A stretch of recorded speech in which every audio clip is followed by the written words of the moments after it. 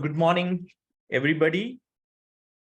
Uh, in pursuit to keep the vision of Padma Shri Krishna Kumarji, AVP Research Foundation has taken the initiative to invite thought leaders in the field of Ayurveda and allied sciences.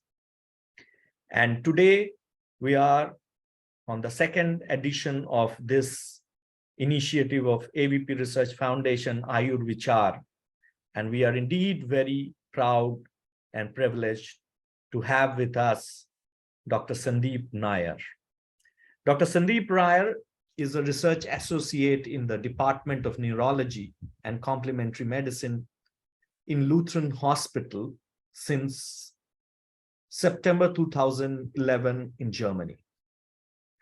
Within his framework of his wide research, clinical activity, a spectrum of neurological conditions like Parkinson syndrome, chronic CNS disorders, progressive neurological disorders, peripheral neuropathies, pain syndrome. He has been managing a lot of clinical conditions, doing a lot of research, and creating evidence for his practice under the able guidance and mentorship of Professor Szymanski, as well as Dr. Professor Zuntek.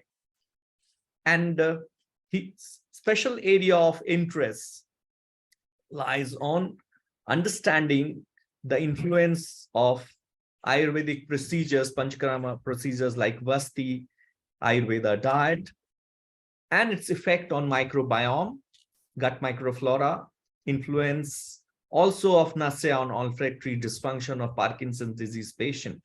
So we are indeed very grateful and delighted to have Dr. Sandeep with us.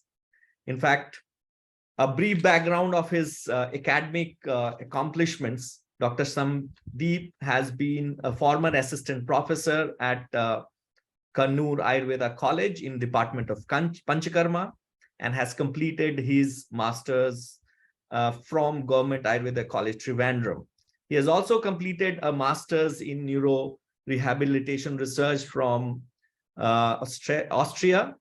And so I would like to invite and thank Dr. Sandeep Nair to have accepted our invite, and would like to request him to share his wide experience in especially neurodegenerative diseases with special reference to Parkinson's disease today. Welcome, Dr. Sandeep. Thank you, Dr.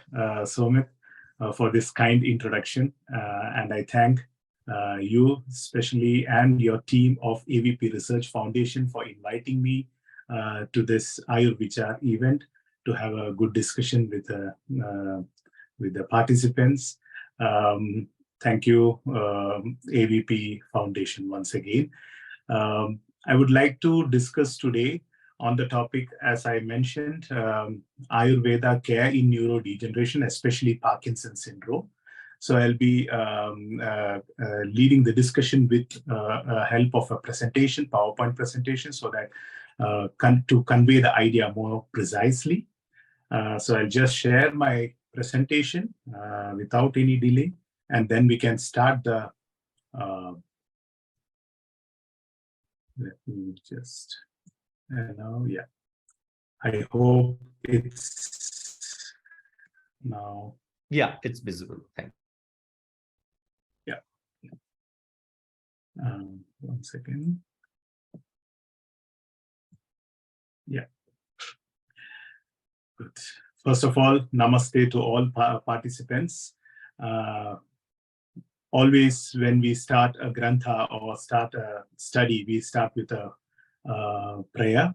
Ragadi Rogan Sarvanu Shaktan Asheshakaya Prasradana Sheshan Autsukya Moha Arididan Jagana Yo Apurva Vaidyaya Namostu Tasmai. So today's discussion, I would like to divide into three parts.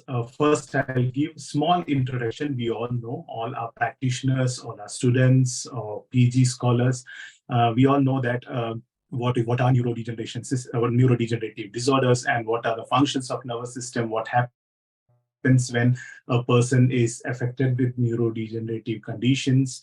So we'll do a small recap of this part in the first part, and then we'll discuss mainly on the Parkinson's symptoms, Parkinson's disease, what are these conditions, how many types are there, and all. And then we'll discuss on the Ayurveda care, how Ayurveda sees this Parkinson's disease, how we can take care of Parkinson patients. So, and then at last, I just mentioned the activities that we do in our hospital, in the integrated system of medicine in Germany.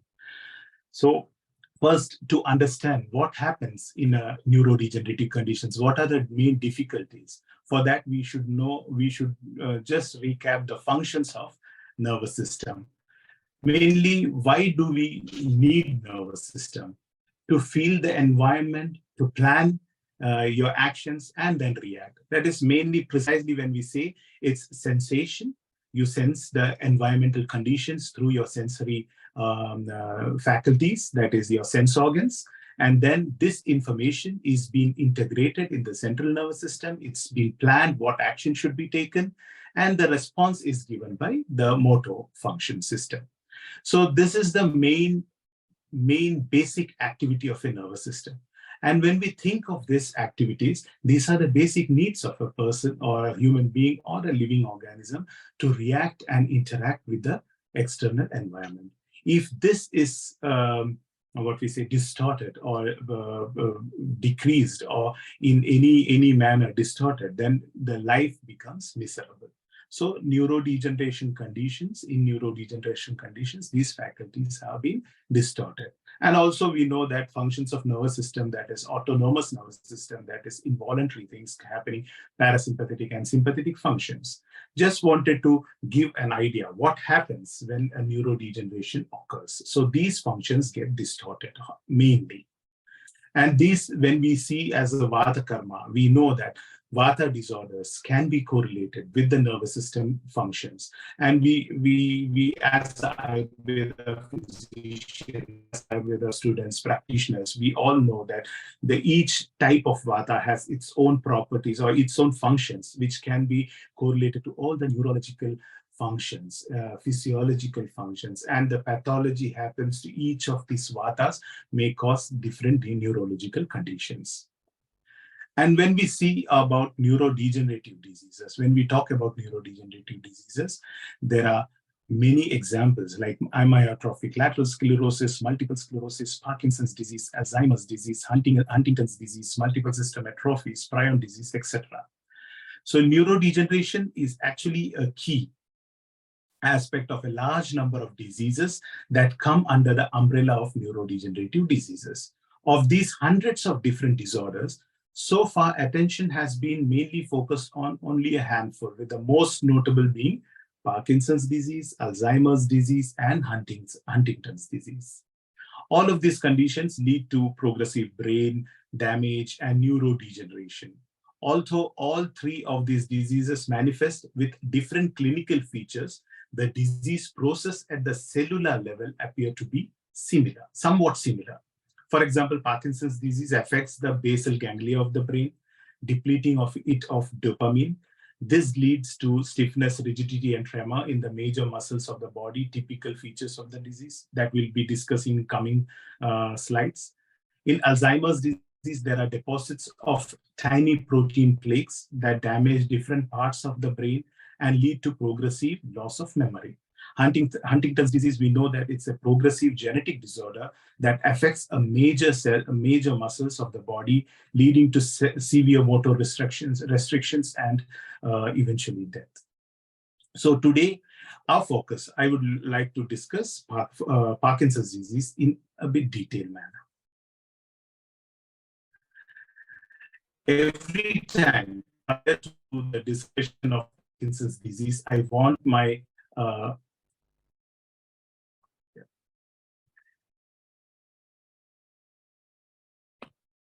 And just, yeah. Every time prior to discussion of Parkinson's disease, I want my participants to feel the agony of the Parkinson patient. Yes, for that, I request all dear participants to look at the image you see on the screen. This is a popular image. And whenever you type Parkinson's disease in Google, this is the first and foremost thing that you see on your device. On the screen, you see two images, one a sketch and other a photograph of two Parkinson patients, which demonstrate their clinical appearance. Now, I would like to present the clinical features of a Parkinson's disease in the words of that patient. And this image will help you to visualize the intensity of the manifestations.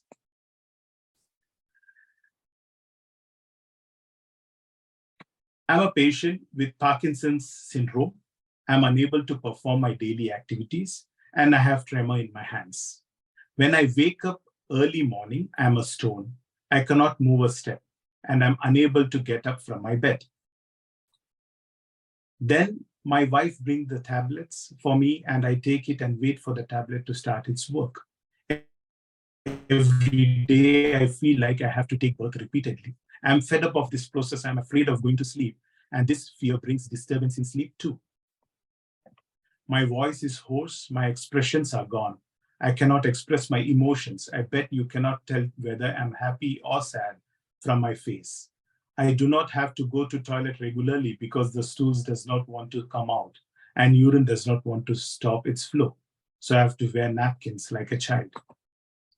Whenever I want to walk, I'm stiff. And whenever I dreamt of sitting calm, I'm hyperkinetic. I cannot say anything else due to decreased memory. Sometimes I want to say something, but I cannot find the correct word. Imagine a person aging between 60 to 80 years of age undergoing this situation that you heard now in their daily life. This is what Parkinson's disease looks like in reality. Apart from their medicines, fully manifested Parkinson patients are in need of complete assistance to lead a stable life. Hence, as a physician, our duty is not only to treat the patient with medicines, but to take care of them, isn't it? With that, to start with, we'll go through the main clinical features of the Parkinson's disease. Cardinal features, we all know it's bradykinesia, tremor, and rigidity. Bradykinesia is slow movement. I'm a stone, I cannot move. Movements have become slow, you heard just now. And sometimes akinetic too. The intensity of bradykinesia and tremor is evaluated by patient also, that they can see that if they are slow, they have tremor. But the presence of rigidity is evaluated by the physician after performing a clinical examination. We all know that cogwheel rigidity and different types of other rigidity. Asymmetrical in onset. That means onset of the core features like bradykinesia, tremor, and rigidity is asymmetrical. Means symptoms will show in one side of the body, that is either left or right, first hand or legs or the whole side. But we have to note here is that the Parkinson's disease is not an asymmetrical disease, while in later stage, patient may develop symptoms in both sides. Onset may be asymmetrical, but it's not a totally asymmetrical disease. In later stage, on both sides, the symptoms may appear.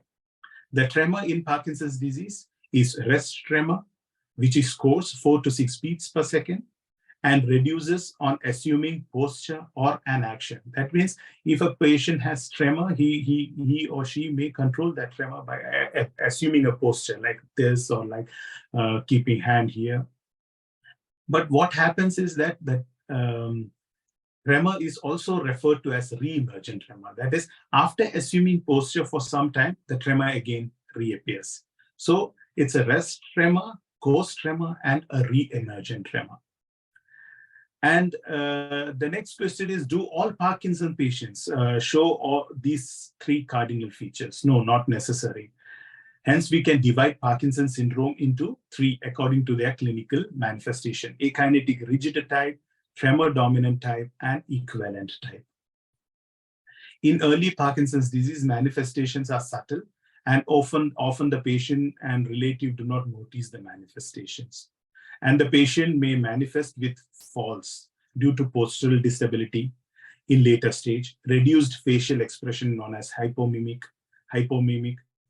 patient feels hypomimic, reduced blink rate, low monotonous and hoarse voice, hypophonia, articulation difficulty, dysarthria, difficulty in swallowing, dysphagia. There is loss of dexterity in fine motor movements, handwriting becomes smaller, micrographia. So these are the associated symptoms along with the cardinal symptoms. And the gait, Festinen gait. Gait is characterized by a slow, shuffling nature, and there may be occasions when patient is unable to control the speed of walking. You might have seen this triple, short gaits, Festinen gaits, and tend to walk more rapidly with smaller steps. Freezing of gait is seen in advanced stages of the disease. That is, they have this start inhibition when they come in a narrow passage or when they have to open the door or close space. So they have this start inhibition or freezing of gait. Their feet, they feel like their feet is stick and freeze to the ground. Parkinson's disease patients may complain of positive sensory phenomena like paresthesia and pain, autonomic dysfunction like postural giddiness, sphincter disturbances, and erectile dysfunctions. Depression is also a common problem among Parkinson's disease. The patient may also develop impulse control disorders in the form of tendency to gamble excessively or spend money excessively and all. And later stages, they may develop Lewy body dementia also. So these are the main clinical features of Parkinson's disease that we have to keep in mind before we treat or we take care of Parkinson's patients. When I give a short intro on the pathology, that is Braak's theory, it's a very important theory. The staging in Parkinson's disease was described by Heiko Braak in 2003. And Braak and colleagues state that Parkinson's disease begins when a foreign agent enters the body via the nose or gastrointestinal system and travels into the central nervous system. The presence of Lewy body in the enteric and peripheral nervous system support their claim. This Lewy body pathology selectively travels through CNS, targeting thin and largely unmyelinated neurons. That is, we don't have to go in detail.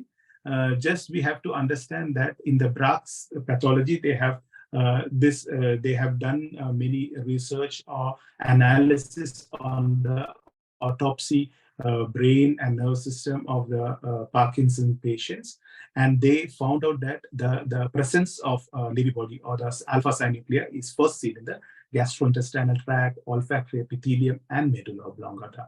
After that, only it enters the substantia nigra or the basal ganglion. So there you can, this staging theory can be substantiated by the flow of clinical features. That is premotor phase, and here in picture you can see that there is a premotor phase, there is a clinically evident Parkinson's disease, and the next phase is the with complication. In Ayurveda also we can say that it's the Pururuba or premotor phase, where we can see non-motor symptoms like hyposmia, constipation, depression, articular pain, fatigue, orthostatic hypotension.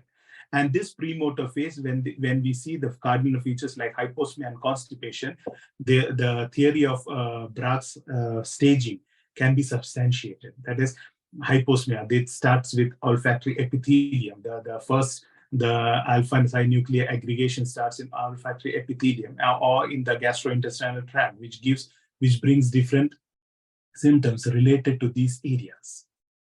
So now we have a brief idea on the clinical features and pathology of Parkinson's disease. And it's time to, now to get into our business, and that's the Ayurvedic perspective. When we hear the name Parkinson's disease, different terms comes into our mind, like Kampavada, Avarnavada. Actually, we'll just go through all these things. Remember the dialogues of the patient that we heard in the beginning?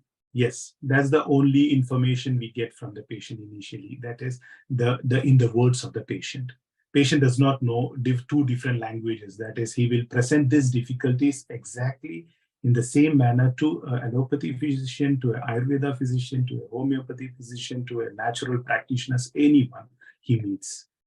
It's now our duty or our job to find the Rupam, Purva Rupam, Nidhanam, and Samprapti of this patient's symptoms. Rupam is the first information that we get from the patient, isn't it? The difficulties that patient present before us is Rupam.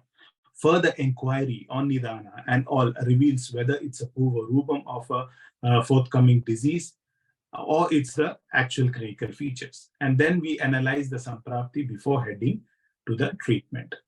So Vata Vyadhi, yeah, now we know that Vata Vyadhi is the Parkinson's disease, yeah.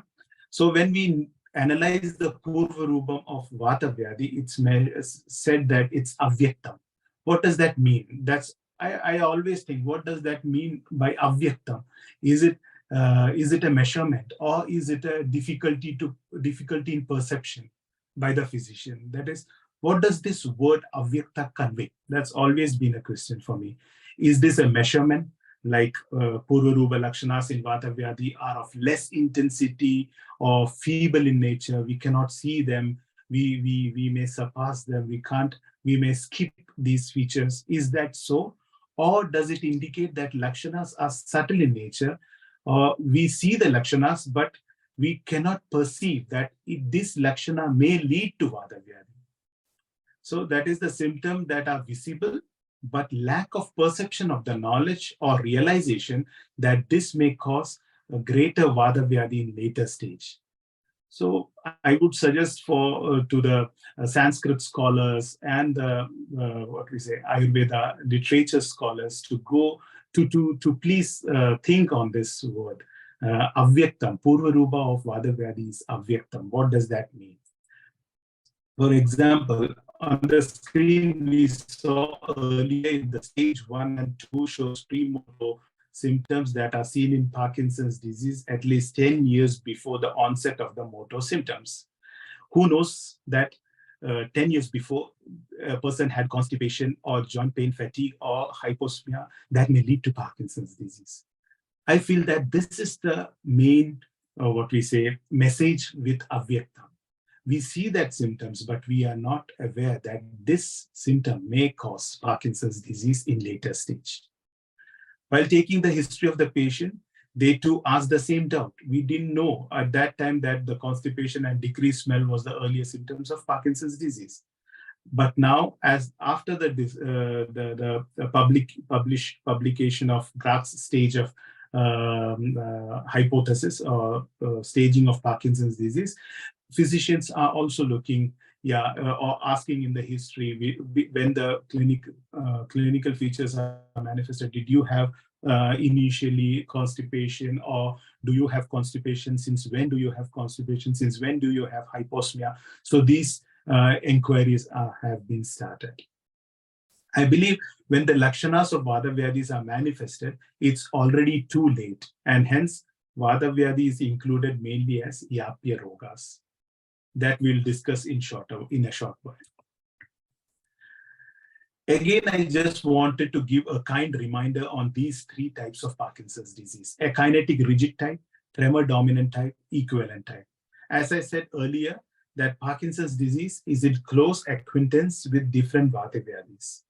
We may see different phenotypes of Parkinson's disease. There are many phenotypes of Parkinson's disease. Actually, we are in the process of differentiating and categorizing these phenotypes in our hospital. And today I would like to mention three of them first. And my educated intuition developed from these almost 11 years of experience in treating Parkinson's disease patients says these three pathologies are in parallel to the above mentioned, that is akinetic rigid type, tremor dominant type, and equivalent type of Parkinson's disease. We'll see what are these types. We'll go through the Lakshanas of each pathological type, that is Kampavada, Kafavrita Vyana, Kafavrita Udana. Kampavada main features are Karapada Tale Kampa, Deha Brahmana, Nidra Bhanga, Kshinamati. And these symptoms we can really see in the tremor dominant type. They are mostly having tremor. It might be in the extremities or in the upper body like head tremor, so or whole body tremor, restlessness, and sleeplessness. So all these symptoms can be correlated with the tremor dominant type. Then we have Kapha Vrida Vata. Kapha Vrida Vata, the main features are Gadisanka, Guruta Anga, Cheshta Stamba, Vagraha.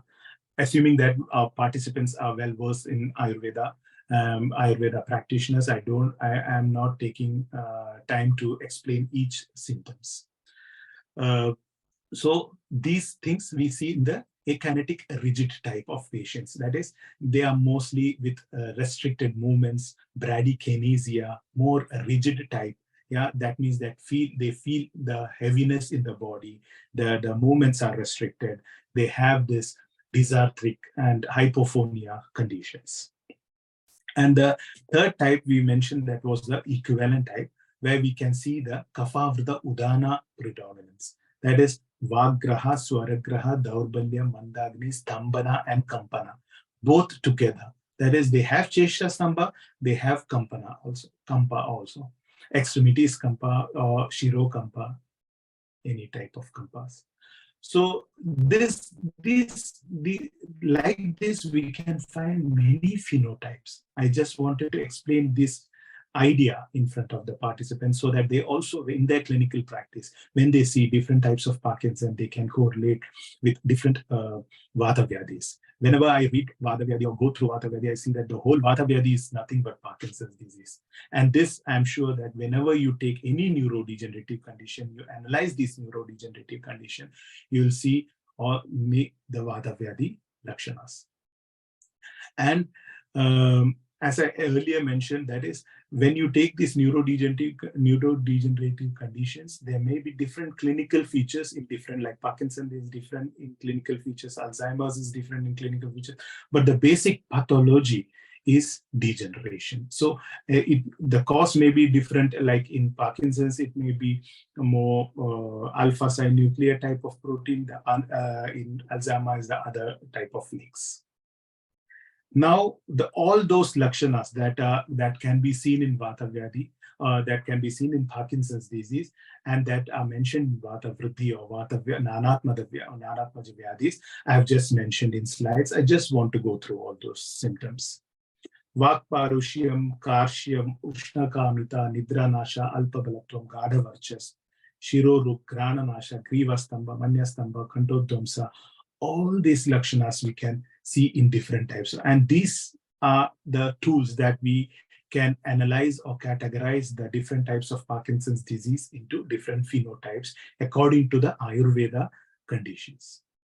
Padar, Shulam, Gulfagraham, Urusadam, Pindigo Dveshtanam, Shroni Bedam, Vebhatu, Shrama in general, Glani, Vishada, Raukshyam, Aswapna, Anavastida Chitta, and Veshtanam. So when we analyze or when we try now go for the treatment, we just analyze these 5 contributory factors of the disease. That is doshas. What type of dosha is involved? We know that it's a Vata Vyadhi, but Anubandha dosha. If it's an Avarna type, Kapha Vrida Udana or Kapha Vrida Vyana, then we see how much is the involvement of the Kapha. Then dushyas, we all know, till the Asti Majja, the dushyas, it's involved in Vata Vyadhi. Srodas, what all Srodas have been involved. Ama, the presence of Ama, and how is the Agni. That's very important. So these factors we always consider before we do the treatment. In real life and in present scenario, Parkinson patients coming to us will be either already started on tablets or medicines or in later stage, isn't it? But in rare cases, they may approach an Ayurveda physician in early stage itself. Just giving an idea on the available medicines, on the available medicines of Parkinson's, like we all know, that's levodopa, dopamine agonist, MAO inhibitors, COMT inhibitors, amantadine. Yeah, there are mainly dopamine precursor, that is levodopa, and dopamine agonist. These are substances that mimic the physical dopamine in the brain. That is, a dopamine agonist is a compound that activates dopamine receptors in the absence of receptors' physiological ligand. That is the neurotransmitter dopamine. And there are 10 different types of dopamine agonists, out of which 8 dopamine agonists are absorbed through gastrointestinal tract in tablet form, capsule forms, and a single dopamine agonist, that is apomorphine, can be injected subcutaneously. It can be given to the patients like in pump, apomorphine pump, like insulin pumps for diabetic patients. And another dopamine agonist you might be knowing that it's a patch, plaster, transdermal drug delivery system. So there are different drugs, but there is indeed a problem called hyperactive sexuality associated with Parkinson's medication. There are many side effects, that among which the hyperactive sexuality is very difficult or very concerning one in the social background. The libido of the person concerned is greatly increased. Furthermore, these include pathological gambling. Patient go out gambling, spend money, impulsive eating, impulsive shopping.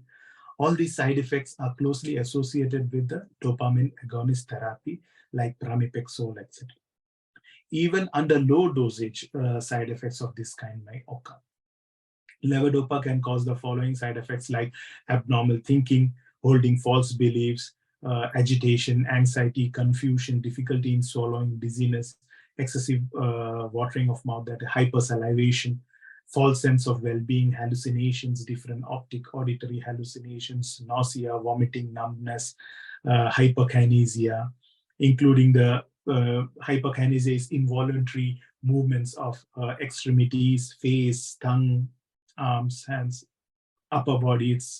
It's we can't say that only a particular hyperkinesia, but it may occur anywhere in the body.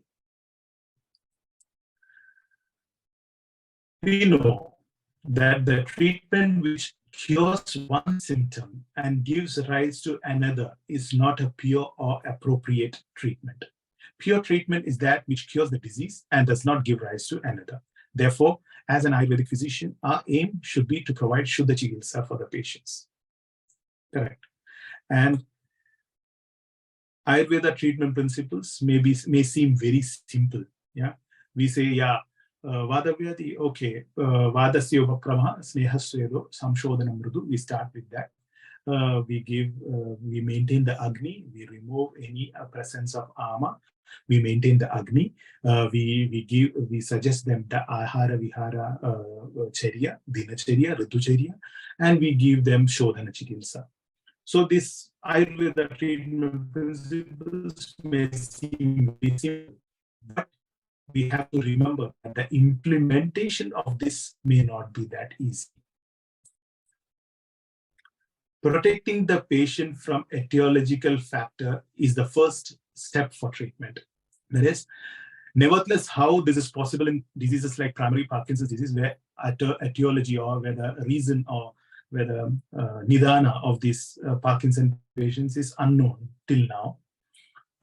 We know the pathology, we know that Levy body accumulation occurs in substantia nigra and basal ganglia, but we don't know how this starts, how the staging of Brax has explained the pathological stages, but what are the real etiological reasons, we don't know. But there, Ayurveda comes to help. We know that, however, whatever be the reason, Ayurveda has elaborately discussed about 3 main causes of disease: Asatmendriyartha Samyoga, Prajnavarada, and Parinam. So with this knowledge, we attain our first step of treatment. How?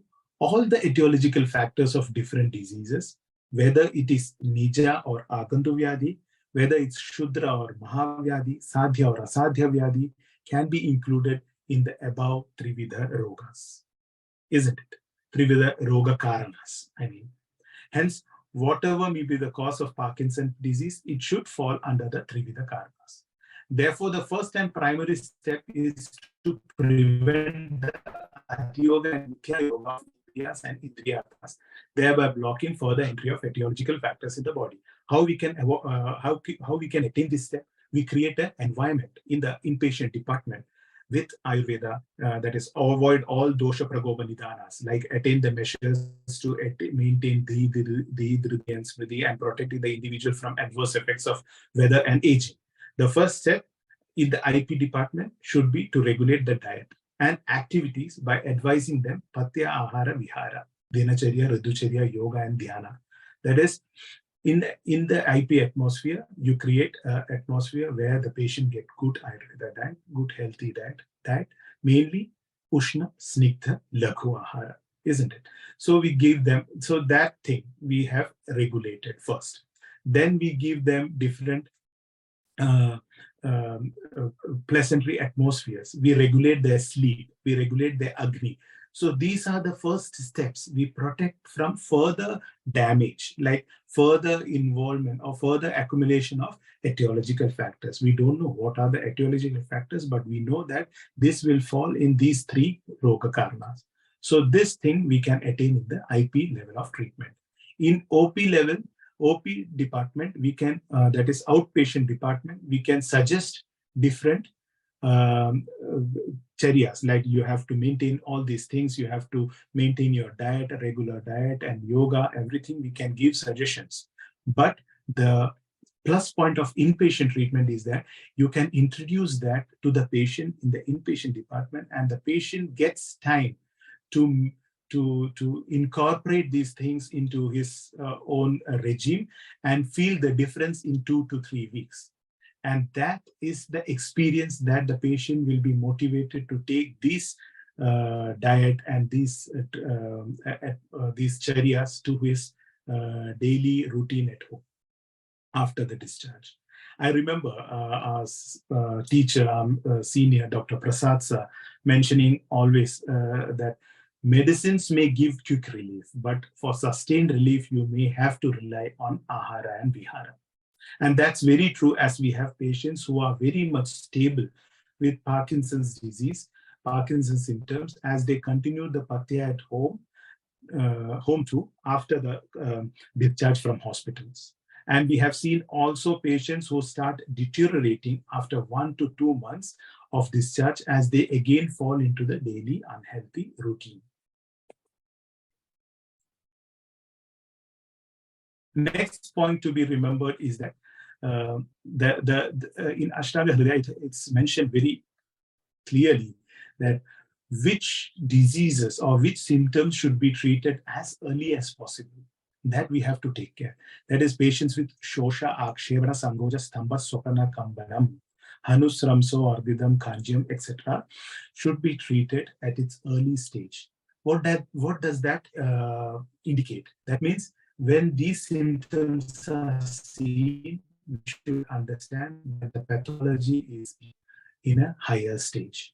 It's already late, and these symptoms occur after a long underlying pathology. And remember, we discussed the Purvarupa during that, the constipation, hyposmia. We don't know when the motor symptoms will, when the motor symptoms come after 10 years, that those pre-motor symptoms or non-motor symptoms like hyposmia, constipation were the precursors of these motor symptoms.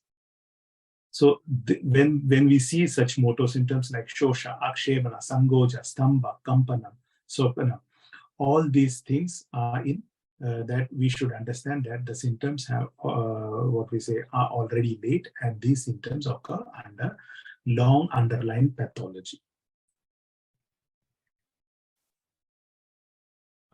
Yeah, I think I have 10 more minutes. I'll just make it fast. And the second step, as we all know, it's Jatragni Samrakshana. We know that in Parkinson's disease, the distortion of Agni has reached already the Dhatu Agni stage, but we don't have to run behind medicines. That's what my experience is, and also the reference in classics. That is, we don't have to run behind the Dhatu Agni medicines. What can be done specifically Dhatu Agni, you can do that, but to start with, you start doing the Jatragni Samrakshana. We know that when we gradually improve the Jatragni will then later on improve each Dhatu Agnis. It may take time, but it's worth treating like that. Then we have to see whether there is any Amavasta, Samavasta that goes, the treatment of Amavasta goes together with the Jatragni Samrakshana. And then we all know that Vadasya Upakrama, Sneha Sweda Samshodhana Mridu. These basic principles of Vada Vyadi, Vada Upakrama is very important in Vada Vyadi Lakshana. And then we have different Kapha Avrida Vayu Chikitsa, that is Pitta Avrida Vayu Chikitsa, and different Dhatu Avrida Vayu Chikitsa, Sarva Dhatu Gada Vayu Chikitsa. So these things we can incorporate. I'm just running a bit fast. I just want to mention these things. That is, the basic treatment modality that we use are mainly Rukshana, Sneha Sweda, mild Shodhana, that is Anulomana Vasti treatments, and Peyadikrama Rasayana. The treatment principles that we use, as I mentioned earlier, I just want to wrap up these treatment procedures that we use. That is Nidana Parivarjana, Ahara Vihara, Samyak Indriyartha Samyoga, that is Ahi, Amahara and Agnivatana Chikitsa, Samprapti Vigatana, we can do the Prashamana or Shodhana Chikitsa and Rasayana Chikitsa. I'll just mention what are things we use. That is, internally we give Gritapana and Tailapana. Like Mahakalyana Grita, Brahmi Grida, we give Indukanta Grida for Mahakalyana Brahmi Grida for higher mental functions, Induganda Vidaryadi Grida for patients with debility and Vata predominant features, Sugumara Grida for patients with gastrointestinal disorders, Tailapana like Mahamasha Taila, Kshirabala Taila for patients with dominant tremor and other Vada ailments, Valya Sahajaradi Taila for gait disturbances, and different external treatments as mentioned in the screen. Then we have different Sneha Sweda treatment, Ruksha Sweda treatments. We have different tailas that we use, like it's mentioned in the screen, Dhanantaram Tailam, Shirabala Tailam, Karpa Sastyadi, Mahamasha, Sahajaradi, all these tailams we use. Ashtavarga Kashayam, mainly Vatahara Kashayams and Agnivarga, Arishtas, Churnas. Panchakarma therapy we use normally in our hospitals. You should understand that in Germany we can't be so liberal with treatment procedures like in India, but still we manage to do the Mridu Shodhana therapies like Vastis, different type, Matra Vasti, Sneha Vasti, Kashaya Vasti, Kshira Vasti. We do mainly the combination of Yoga Vasti for our patients. Anulomana Virejana, Pratimarshana Nasya. Rasayanas like Medhi Rasayanas, like Yashti Kshira, Vacha with honey or milk, Brahmi, etc. Chavana Prasha, mainly mentioned for Avarna Janya Rogas, we know that. Shaudra Sarpis and Kshira Sarpis we use as Rasayanas to cope with the frailty of the patients. Ashwagandha Rasayana Prayoga along with pious milk, Tailam, Gridam, water for Bala and Pushti. Rasayana, repeated Sneha Sweda, Vasti, Murdhini Taila Prayoga, along with Patyahara Vihara, with help of the physician, will help the physician to rehabilitate a Parkinson's patient. The time interval of repetition varies from patient to patient, once in a year, once in 6 months, that we have to see the condition of the patient. Now, in 5 minutes, I'll just explain the functioning of our Ayurveda department in neurology and complementary medicine. This is a hospital. It's a hospital building.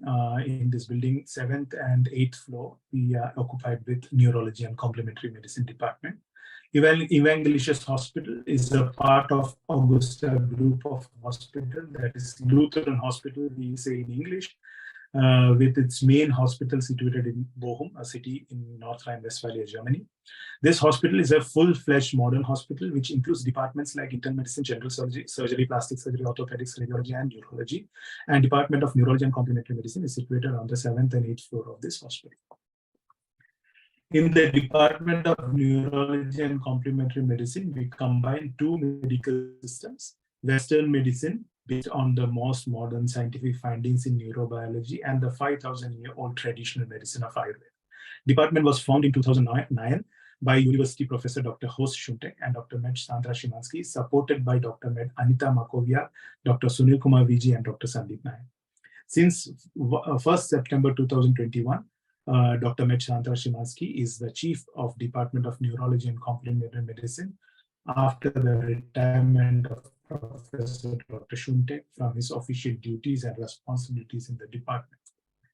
Core benefits that we have seen in the Parkinson patients with 14 years of joint efforts of allopathy and Ayurveda, along with yoga, physiotherapy, occupational therapy, speech language therapy, and psychology, a very positive outcome in terms of course of the disease, that is in maintaining the stability of the Parkinson's disease, has been observed. This has been positively affirmed by our neurologist, who opined that this was not so obvious before the inclusion of Ayurveda as a complementary medical system.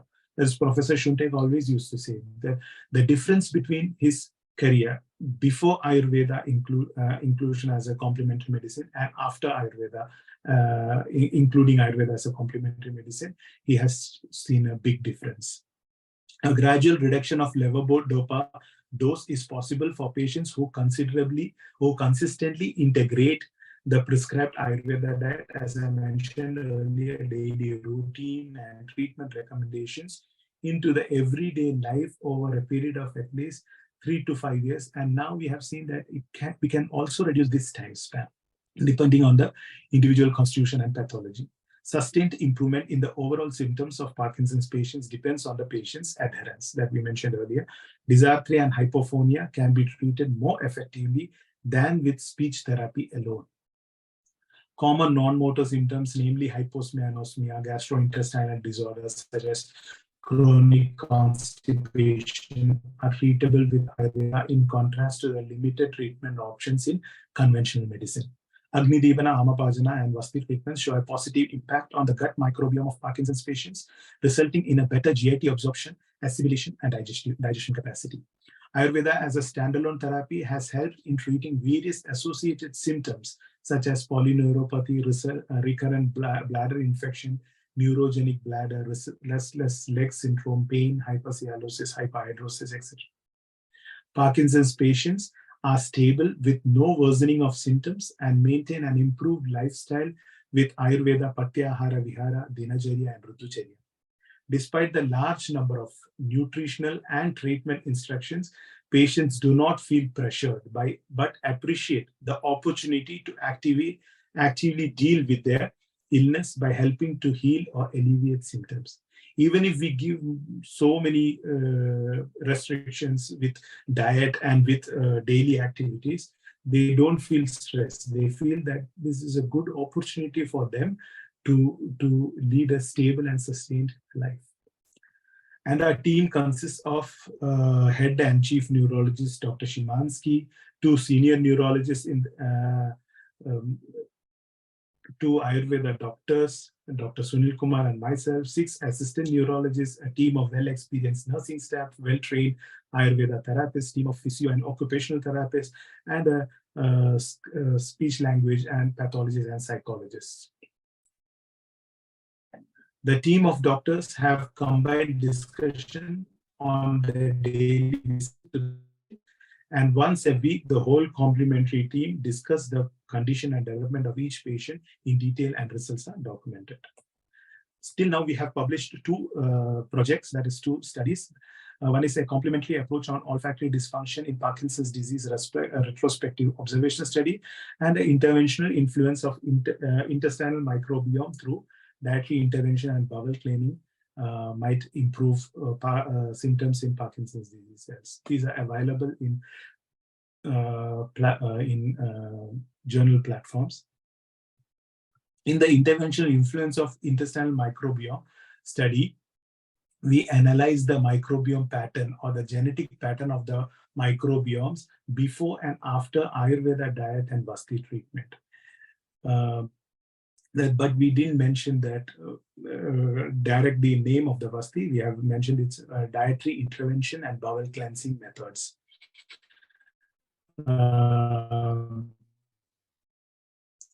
We found that Shannon index have been positively influenced before after the treatments, and that's a very positive outcome. And now the further studies are going on. We do, as a normal procedure, we always do a smell test for patients before and after the IP treatment. So we analyze all the tests of the patient's results before and after, and we looked into what type of treatments they got. That is, we decided to group into 7 groups, that is different types of nasyas, first Vasti and then nasyas, only Vasti patients. So we analyzed their reach test results. We collected these data and we analyzed that, and we saw that the patients who got Ksheerabala Nasya after Yoga Vasti treatment showed much improvement in the smell test. So, and now we are doing, as I mentioned earlier, the different type of research projects, different systematic reviews to analyze the different treatment aspects for the Parkinson patients, and also categorizing the phenotypes of the Parkinson patients. Also now improving how to give a complementary system for the improvement of dysarthrophonia of the patient. So these projects are going on. Some recognitions we got from our Ministry of Ayush, CCRAS, and World Ayurveda Federation and European Ayurveda Congress. All these things we got recognition from after 10 years of hard work. So this is the idea of our department. I hope you liked today the discussion, and I'm passing on to Dr. Somit Kumarji for further question or discussions that can be carried on. Thank you very much. Thank you for your patient listening. I hope you enjoyed it. Thank you, Dr. Sandeep. In fact, it was great listening to your vast experience in management, and the best part of it is you have been very aspirational to create evidence for what you practice, and AVP Research Foundation has been a kind of proponent for creating evidence for your practice, what we call is practice-based evidence, because as we know that Ayurveda is a living tradition of medicine. It's a living tradition which is practiced for centuries. But then we do have these literature which are centuries old, but we need to kind of redefine these terminologies also to understand in terms of modern biomedicine. It's not that we have to change Ayurveda. I was very happy that you stuck to the basic concepts of Ayurveda and the principles of Ayurveda, yet have shown an olive branch that other system medicine can integrate with us, try to understand this whole network between how different system of medicines work together. So coming to few kind of queries before we have audience questions. I had few queries in my mind. So generally, when we come across different kinds of Parkinson's disease patient, we see typical Parkinson's disease patient, and we also see Parkinsonism. That's a syndrome.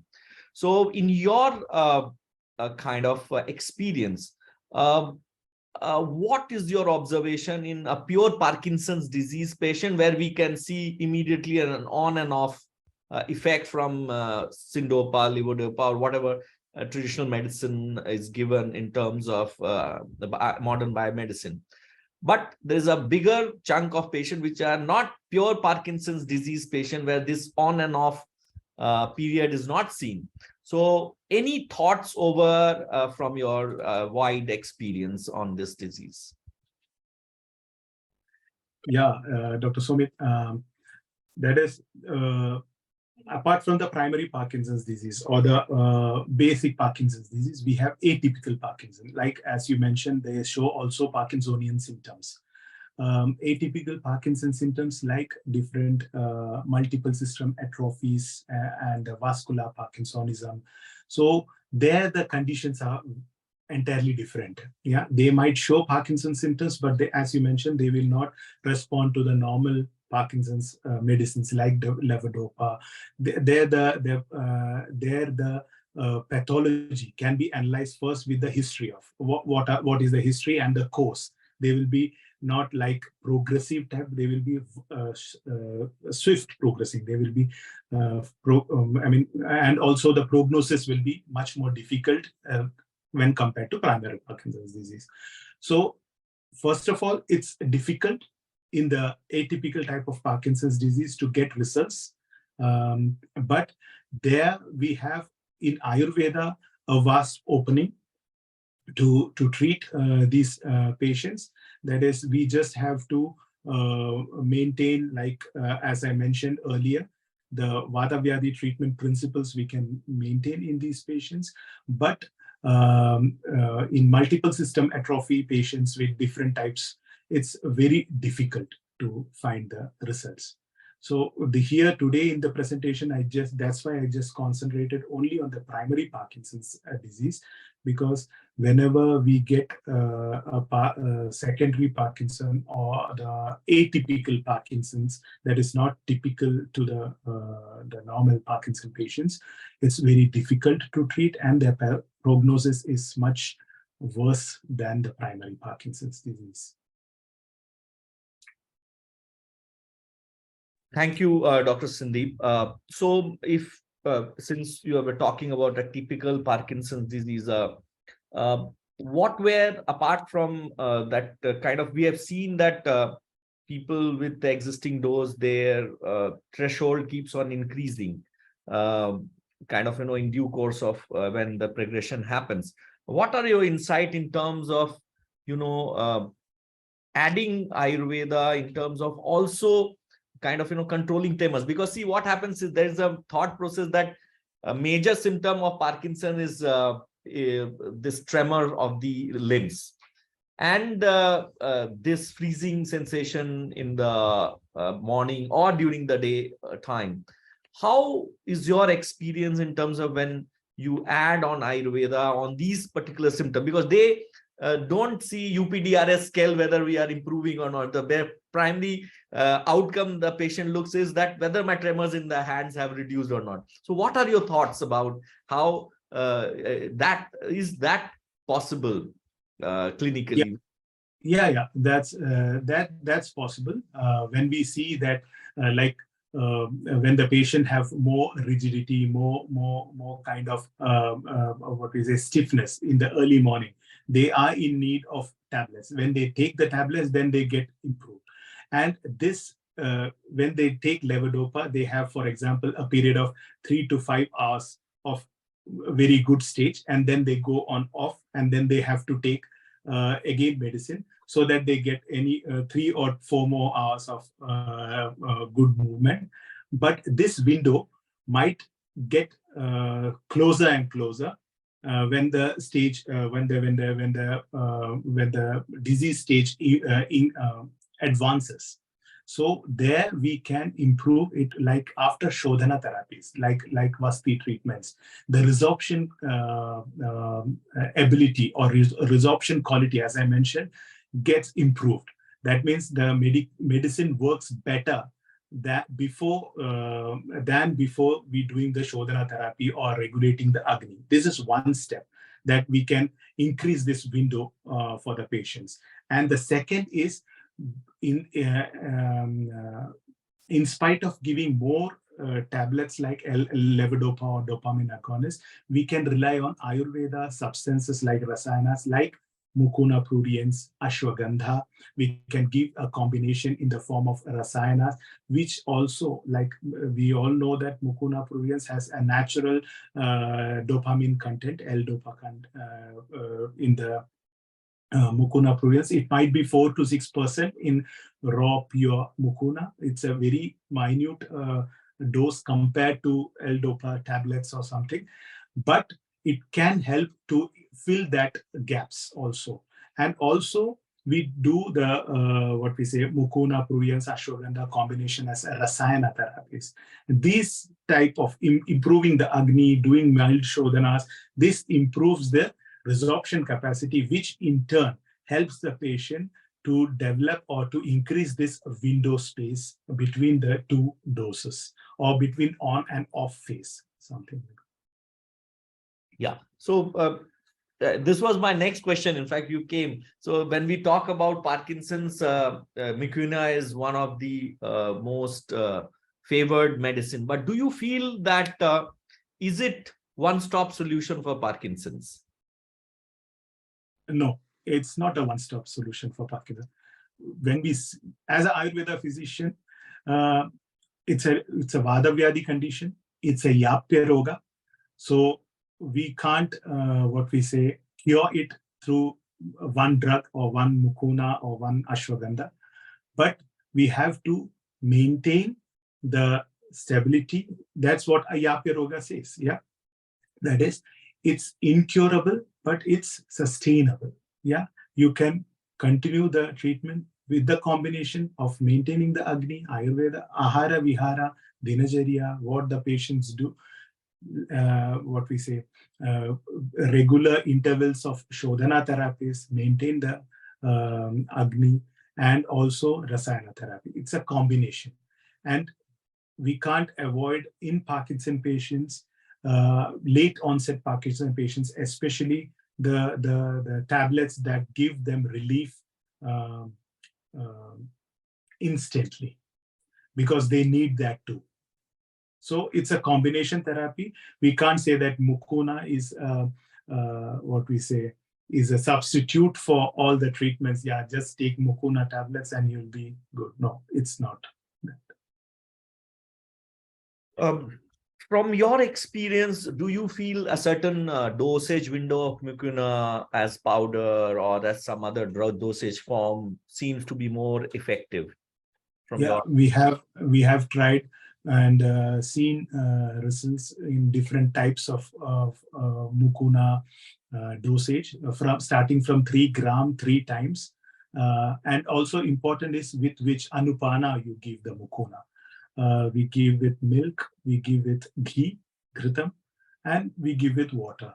The patients who cannot withstand milk with lactose intolerance or some other aversions towards milk, we give them with ghee or water.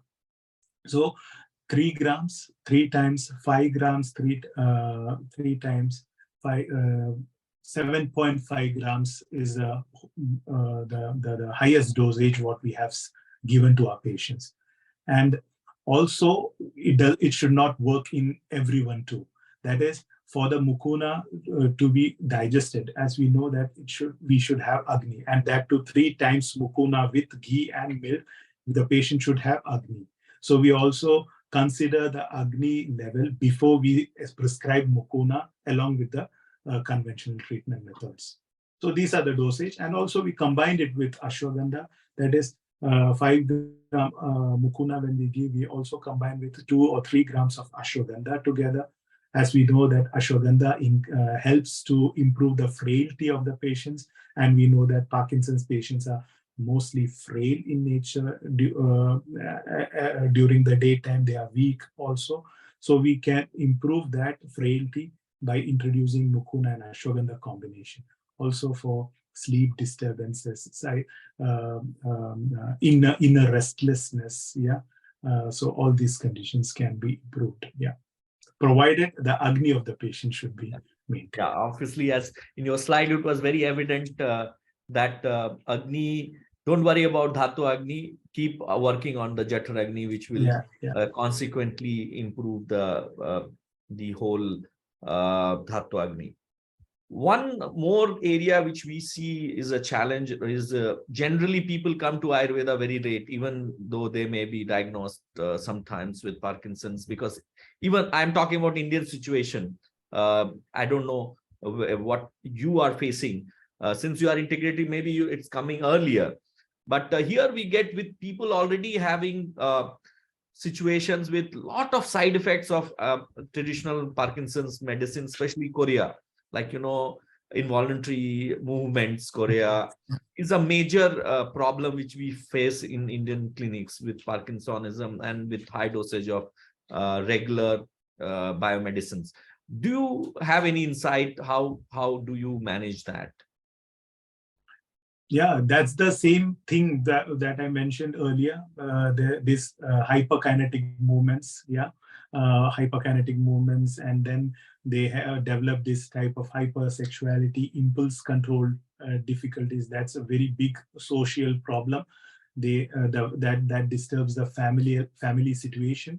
That is, husband goes out, goes on shopping, gambling, These are all the, what we say, side effects of Parkinson: sleeplessness, cramps, sleeplessness. All these we have to maintain. We have to manage symptomatically, first of all. Yeah. That's the main symptomatic management. There we use Sneha Sweda treatments, like for hyperkinetic. We use Shiro Murdhani Taila treatments we use for such conditions, so that we, and also there we can introduce Mukuna. There are neurologists ask us, we can't increase now medicines. So what can be done through Ayurveda? That was the initial question we used to get. Yeah. So this is our condition now. We are helpless. We can't increase the dose now. So what can be done through Ayurveda? So these things we maintain that first. We have to maintain that symptomatically, and along with our Shodhana treatments, when the resorption gets better, this also gets improved. And also we have to take care of the bala of the patient. That is, we have to maintain that the patient should get sustained bala also, so that he or she can withstand the effects of the medicines. This is a very, very challenging condition, the stage that you have mentioned. It's not that easy. And I can imagine that in India, in our clinics, in our hospitals, the patients come in almost in the last stage, where they are fed up with the intake of medicines and intake of tablets, conventional medicine, where they can't find that window is not improving, it's getting shortening and shortening. At that time we get, but as you rightly mentioned, that ours is an integrated system, so we get all type of patients in the early onset also, so that we can do more in that patients with Ayurveda. Thank you, Dr. Sandeep. It was really helpful. One last query from our side is, see, we talk about customizing, localizing diet, lifestyle, and we know Dushyam, Desham, Balam, Kalam, Manalam, all these Dashvidha bhavas which impact a patient's dietary, therapeutic, lifestyle advices. You being in Germany and we being in India, what do you think about how do we localize our advices? Is Ayurveda diet Indian cuisine or Indian diet, or it's a local diet of each country? So how do you manage Ayurvedic dietetic principle within the ambit of Parkinson's disease with European diet, or you feel Indian diet has to be introduced for Parkinson's case even in Europeans? Your thoughts? Yeah. Our experience is that when we introduce our principle, Ushna Snigdha Laghu Ahara, that brings a very big change in the system. That is, we don't have to introduce Indian recipes, like we don't have to introduce khichadis, we just have to introduce our principles. Because here in Germany, warm food or warm food is almost in every family, it's once in a day. The other two meals are normally cold, like breakfast and lunch are almost cold foods, and evening they eat some warm. Or during lunch they eat some warm, evening and morning breakfast they eat cold. So what we found the difference is we introduced 3 times warm food. That is, we introduced for breakfast, instead of bread and other buns, we introduced porridge. We introduced warm porridge. It's fluid. It's warm. It's snigdha. It's ushna, and it's laghu also. Then we introduced warm lunch. Then we introduced warm evening meal.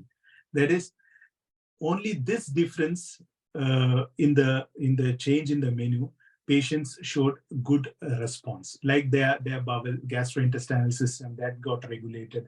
Patients mostly were constipated. Yeah, as we know that in Parkinson patients, the krura koshta, due to the vata, their koshta is very krura.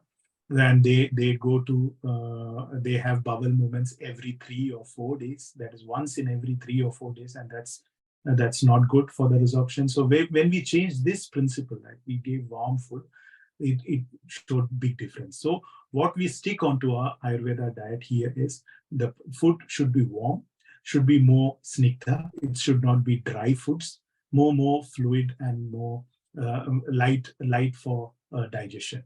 So these things, that are main principles. And for that, we use mainly vegetarian diet. Yeah, we avoid non-vegetarian diet in our department. That's why we have a special Ayurveda kitchen. The hospital prepares actually food for all the departments, from surgery department to neurology department. There are different meals, but for Ayurveda department or complementary department, they make a special meal for us according to our request.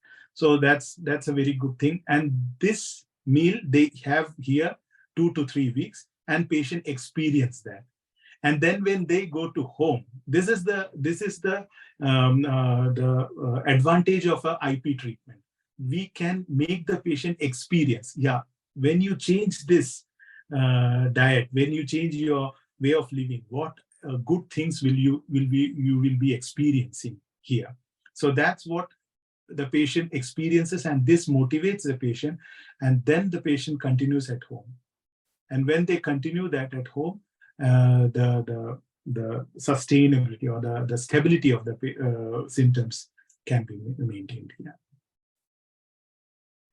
Thank you, Dr. Sandeep. I think it was a great insight from a perspective of a practitioner also, and with a very a deep footing in clinical research, and also a very deep insight into modern biomedicine. It was great interacting with you. Thank you. I hope that we will have touch base again with some new thought-provoking ideas to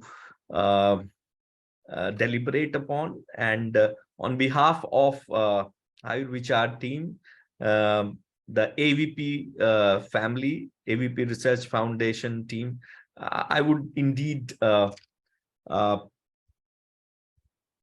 of share my heartfelt thanks for sparing such valuable time. And I hope for our viewers, and this video also will be uploaded into our YouTube channel. And people should go through this valuable interaction. And if there are further queries also, I think we will be able to share with you through whatever email comes to us or some other query. And I'm looking forward to meeting you also in India, sir, and hope to have more thoughtful discussions. Thank you, Sandeep ji, for your valuable time. Thank you, Dr. Somit Kumarji, and the whole team of AVP Research Foundation. Thank you very much. Thank you. Thanks.